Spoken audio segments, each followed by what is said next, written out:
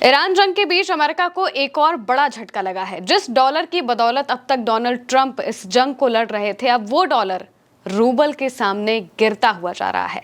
Rouble मजबूत हो रहा है, डॉलर गिर रहा है। चीन में बैठे बैठे पुतिन ने ऐसा खेल कर दिया है कि अब इस ईरान जंग के बीच में ट्रंप इतना ज्यादा फंस चुके हैं कि उन्हें कहीं भी रास्ता नहीं मिल रहा है। दूसरी तरफ आईआरजीसी तैयार बैठा है। आईआरजीसी एक के बाद एक बयान दे चुका है कि आइए हमला करिए, हमले का जवाब देने के लिए हम तैयार हैं, क्योंकि हमने नए हथियार निकाल लिए हैं, नए हथियारों का जखीरा निकाल लिया है। जिसका मतलब यह है कि अगर जंग शुरू हुई तो अमेरिका को मुंह की खानी पड़ेगी। और अब यहां पर ग्लोबल लेवल पर जिस डॉलर की पूछ होती है, उसके सामने रूबल मजबूत होता जा रहा है। मौजूदा वक्त में दुनिया की बेस्ट परफॉर्मिंग करेंसी रूबल बन चुका है। और इसको लेकर जो खबरें हैं वो आपके सामने है। साफ तौर से लिखा हुआ है यहाँ पर, फाइनेंशियल पोस्ट के हवाले से लिखा है, rouble tops global currencies as Putin reaps Iran war oil gain.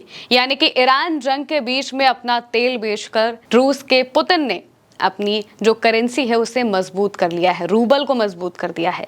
जिसका मतलब ये है कि इस बीच में ट्रंप ने, अमेरिका ने जो भी सैंक्शंस रूस पर लगाए थे वो अब ध्वस्त होते हुए दिखाई दे रहे हैं। सैंक्शंस को उन्हें हटाना पड़ा, मजबूरी में हटाना पड़ा, क्योंकि ईरान ने स्ट्रेट ऑफ होर्मुज को बंद कर दिया था। होर्मुज बंद हुआ तो पूरी दुनिया में तेल की किल्लत आने लगी। तेल की किल्लत की वजह से अमेरिका को रूस के तेल पर से सैंक्शंस को हटाना पड़ा, ताकि बाकी के देशों को कहीं ना कहीं से जो तेल है वो मिलता रहे। अब इस वजह से रूस की जो करेंसी है रूबल, वो धीरे धीरे मजबूत होती चली गई और मौजूदा वक्त में अपने बेस्ट परफॉर्मिंग टाइम में वो पहुंच गई है। क्लैश रिपोर्ट के हवाले से यहाँ पर लिखा है, Russian rouble is the world's best performing currency this quarter, up to 12% to 72.6 per dollar. It's strongest since early 2023. The driver, a surge in oil revenue following a outbreak of the US-Israel war against Iran. यानी कि Iran जंग की वजह से यहाँ पर रूस का जो रूबल है इस तिमाही में दुनिया की सबसे अच्छी प्रदर्शन करने वाली करेंसी बन गया है। इसमें लगभग 12% की बढ़त हुई है और ये 72.6 प्रति डॉलर पर पहुंच गया है, जो कि 2023 की शुरुआत के बाद से इसका सबसे मजबूत स्तर है। इसका मुख्य कारण है ईरान के खिलाफ यूएस इजराइल जंग छिड़ने के बाद तेल से होने वाली कमाई में भारी उछाल। यानी कि यहाँ पर ईरान ने अपना जो स्ट्रेट ऑफ होर्मुज है वो बंद किया, खाड़ी देशों का तेल बाहर नहीं जा पाया, जिस वजह से रूस का तेल पूरी दुनिया में गया और जहां जहां पर रूस ने व्यापार किया वहां से उसे मोटी कमाई हुई, जिसका इस्तेमाल उसने अपनी करेंसी को मजबूत करके किया। दरअसल रूस और चीन के साथ में जो ब्रिक्स देश हैं, इन्होंने एक पूरी रणनीति बनाई थी। रणनीति ये थी कि हमें डॉलर को कमजोर करना है। अमेरिका के पास खुद को सुपर पावर बताने का सिर्फ 2 ही वजहें हैं, पहला तो डॉलर है और दूसरा हथियार है। अमेरिका का जो डॉलर है वो सबसे ज्यादा मजबूत है, मजबूत करेंसी है, जिस वजह से पूरी दुनिया में उसकी पूछ होती है और इसी वजह से अमेरिका सुपर पावर है। दूसरी वजह हथियार भी है। हथियार का सबसे बड़ा व्यापार अमेरिका करता है, दुनिया भर में हथियार अपने बेचता है, सबसे उच्च क्वालिटी के हथियार बनाता है, उनकी टेक्नोलॉजी काफी ज्यादा फेमस है।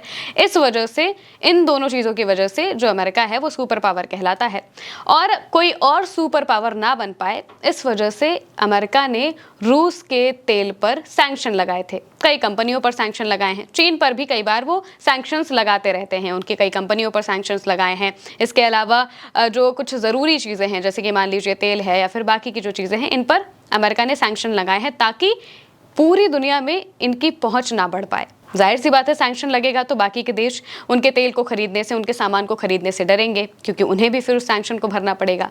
इस वजह से वो देश अभी तक ये तेल नहीं खरीद रहे थे। लेकिन जैसे ही ईरान जंग हुई, ईरान ने होर्मुज बंद किया, अमेरिका को मजबूरी में आकर रूस के तेल पर से सैंक्शन को हटाना पड़ा और अब वो उसे बार बार बढ़ा रहे हैं।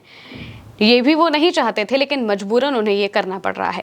इस वजह से जो रूस का रूबल है वो मजबूत होता चला गया और इन सभी देशों की, चाहे वो चीन हो, चाहे वो रूस हो, चाहे ब्रिक्स में शामिल बाकी के देश हो, ये सभी चाहते हैं कि जब हम व्यापार करें तो अपनी करेंसी में करें। इसी तरीके से रूस ने भी जब अपना व्यापार किया तो डॉलर में नहीं किया, अपनी करेंसी रूबल में किया या फिर सामने वाले की करेंसी ली, जिस वजह से रूबल मजबूत होता चला गया और अभी मौजूदा वक्त में वो दुनिया की बेस्ट परफॉर्मिंग करेंसी बन चुका है। जिसका मतलब ये है कि जो बीज ईरान ने बोया, ईरान ने साफ तौर से कहा था कि डॉलर को हम खत्म कर देंगे, इसकी शुरुआत भी ईरान ने की थी। होर्मुज पर टोल लगाकर ईरान ने कहा था कि हम डॉलर में नहीं लेंगे टोल, हमें आप चीन की करेंसी में दे दीजिए, युआन में दे दीजिए, रूबल में दे दीजिए, या फिर हमारी अपनी करेंसी में दे दीजिए, और अगर ये भी आपके पास नहीं है डिजिटल करेंसी में दे दीजिए, बिटकॉइन दे दीजिए, वो भी हम ले लेंगे। जिसका मतलब ये था कि ईरान का साफ कहना था डॉलर छोड़ के किसी भी करेंसी में हम ये पैसे ले लेंगे। इस वजह से ही अब जब अमेरिका का डॉलर मजबूत हुआ है, उसके मजबूत होने की वजह ये खाड़ी देश ही थे। खाड़ी देशों से ही अमेरिका का डॉलर मजबूत हुआ, क्योंकि तेल का व्यापार होने लगा डॉलर में। अमेरिका ने एक बाकायदा ट्रीटी की थी सऊदी अरब और बाकी के देशों के साथ कि अगर आप अपना कोई भी तेल बेचेंगे तो आप डॉलर की करेंसी में ही लेन देन करेंगे, और धीरे धीरे तेल का व्यापार बढ़ता चला गया, जिस वजह से डॉलर मजबूत होता गया और आज भी सबसे स्टेबल करेंसीज में वो आता है। और अब यहाँ पर डॉलर को टक्कर देने के लिए रूबल खड़ा हो गया है, रूस का रूबल। वहीं दूसरी तरफ चीन का युआन भी आगे बढ़ रहा है। चीन की जो करेंसी है युआन, उसको लेकर खबर सामने आई थी कि यूएई ने अमेरिका को धमकी दे दी थी।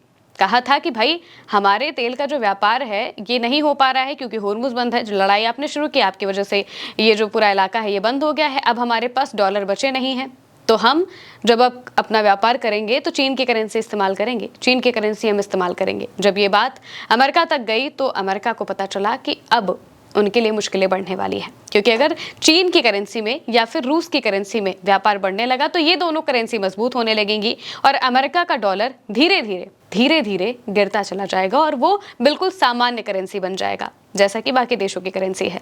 बहुत मजबूत नहीं रह जाएगा। मल्टीपोलर जो सिस्टम है ये आ जाएगा पूरी दुनिया में।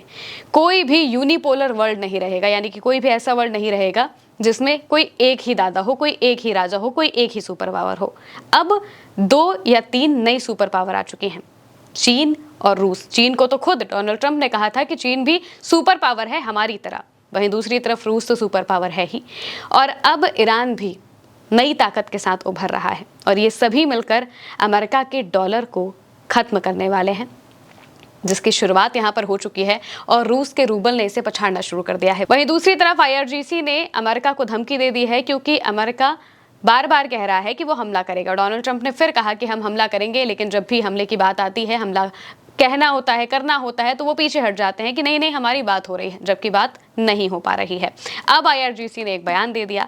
IRGC ने अपने बयान में कहा है कि अमेरिकी इजरायली दुश्मन जिसने इस्लामिक क्रांति से पहले मिली बड़ी और बार बार की रणनीतिक हार से कोई सबक नहीं सीखा है और जिसने एक बार फिर खतरों का दरवाजा खोल दिया है, उसे ये जान लेना चाहिए कि भले ही उन्होंने दुनिया की सबसे महंगी मानी जाने वाली 2 सेनाओं की पूरी क्षमताओं के साथ हम पर हमला किया हो, लेकिन हमने अभी तक उनके खिलाफ इस्लामिक क्रांति की अपनी सभी क्षमताओं का इस्तेमाल नहीं किया है।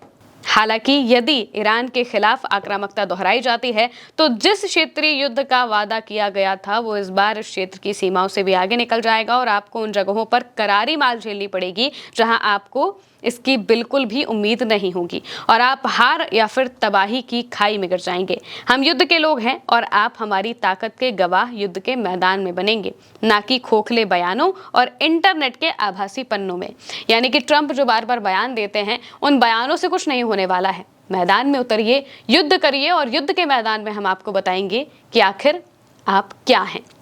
यहाँ पर IRGC ने साफ कह दिया है कि अमेरिका ने तो अपनी सबसे भयानक सेना लगा दी, युद्धपोत लाकर खड़े कर दिए और सब कुछ कर दिया, लेकिन ईरान ने अपनी पूरी क्षमताओं, पूरी ताकत का इस्तेमाल नहीं किया है। असली ताकत तो वो अब दिखाएगा अगर दोबारा हमला किया गया। और हमला करने से पहले डोनाल्ड ट्रंप काफ़ी ज़्यादा सोच रहे हैं, जिसका मतलब ये है कि उन्हें इस बात का अंदाज़ा है कि अगर अब हमला किया तो कहाँ कहाँ से मुश्किल में वो पड़ सकते हैं। इस वजह से वो हमला नहीं कर रहे हैं। और वहीं दूसरी तरफ अलग अलग जगहों से ट्रंप के लिए मुसीबतें खड़ी हो रही हैं। संसद में उन्हें हार मिल रही है, संसद में उनके खिलाफ उनकी ताकतों को, मिलिट्री ताकतों को कम करने के लिए प्रस्ताव पास हो जाता है। वहीं दूसरी तरफ खाड़ी के देश ट्रंप का साथ देने से इनकार कर देते हैं। तीसरी तरफ अब अमेरिका का डॉलर रूबल के आगे गिरता हुआ दिख रहा है। फिलहाल के लिए मेरे यानी महिमा के साथ इस खबर में इतना ही। आप देखते रहिए उल्टा चश्मा यूसी।